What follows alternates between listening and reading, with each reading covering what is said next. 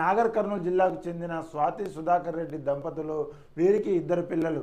ఆర్థికంగా ఉన్నత స్థితిలో ఉన్న వీరి కుటుంబాన్ని వివాహేతర సంబంధం కాటేసింది. ఫిజియోథెరపిస్ట్ రాజేష్తో వివాహేతర సంబంధం పెట్టుకున్న స్వాతి అతనితో కలిసి తన భర్తను హత్య చేసింది. ఆ తర్వాత రాజేష్ మొహంపై యాసిడ్ చల్లి అతనే తన భర్తగా చెప్పాలని చూసింది. కానీ సుధాకర్ కుటుంబ సభ్యులకు అనుమానం రావడంతో బండారం బయటపెట్టింది. స్వాతి చేసిన పనికి తల్లిదండ్రులే ఆమెను ఎవగించుకున్నారు.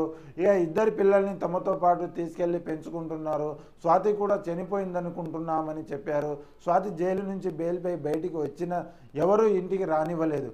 ఇప్పుడు ఆమె స్టేట్ హోంలో ఉంటుంది. పరాయి వ్యక్తిపై వ్యామోహంతో చేసిన తప్పులకు తల్లిదండ్రులు, కన్న బిడ్డలు దూరం అవడమే కాదు, పలకరించే వారు కూడా కరువయ్యారని చెప్పేసి మరో వార్త అయితే మనం చూస్తూ ఉన్నాం. ఇక ఇలాంటి విషయంలో మనం నిన్న మొన్న కూడా చూసుకున్నాం. ఇలాంటి విషయంలో దాదాపుగా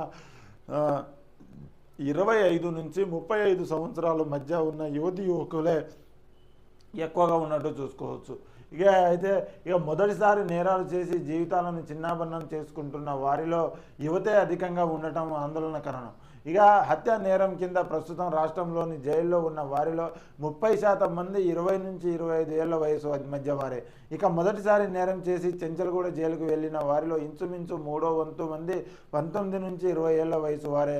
మొదటిసారి నేరం చేసి అరెస్ట్ అయిన వారిలో ఒకరిద్దరు తప్ప మిగతా వారంతా తాము చేసింది తప్పంటూ పశ్చాత్తాప పడుతున్నారు అని చెప్పేసి ఇక తెలుస్తూ ఉంది. అయితే మొత్తానికి ఏదైతే ఉందో గ్రామంలో ఉండొచ్చు, ఇక విలేజ్లో ఉండొచ్చు, తర్వాత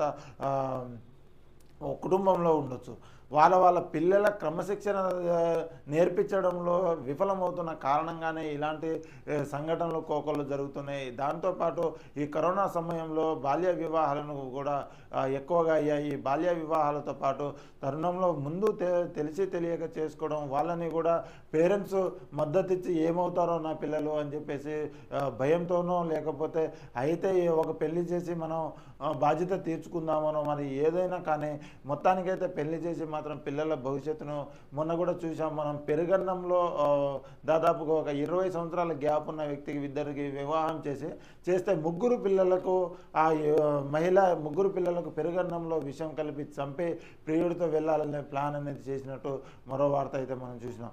ఇంకో వార్త ఖమ్మం జిల్లా ముదిగొండ మండలంలో కూడా ఇంకో వార్త చూసినాం. భర్త చంపడం కోసం 20 లక్షల సుపారీని ఇచ్చింది కూడా వార్త చూస్తున్నాం. ఈ విధంగా వివాహేతర సంబంధాలు కావచ్చు, తర్వాత చిన్నపిల్లలు కావచ్చు, యువకులు కావచ్చు, 17, 18, 20 సంవత్సరాలు ఇలా బాల్య వివాహాలు కూడా ఎక్కువగా జరుగుతున్నాయని చెప్పేసి ఇక